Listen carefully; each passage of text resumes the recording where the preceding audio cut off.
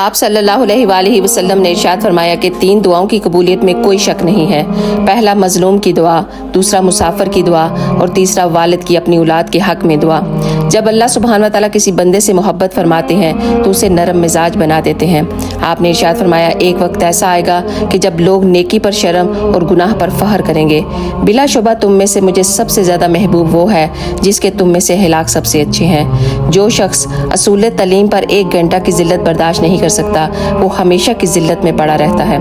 دوسروں کے بارے میں اچھا گمان رکھنا بھی بہترین عبادت ہے، اور لوگوں پر ایک زمانہ ایسا آئے گا کہ انسان کوئی بھی پرواہ نہیں کرے گا کہ جو اس نے مال حاصل کیا ہے حرام سے ہے یا پھر حلال سے۔ غصہ شیطان سے، اور شیطان آگ سے پیدا کیا گیا ہے، اور آگ کو پانی سے بجھایا جاتا ہے، اور جب تم میں سے کسی کو غصہ آئے تو وہ وضو کر لے۔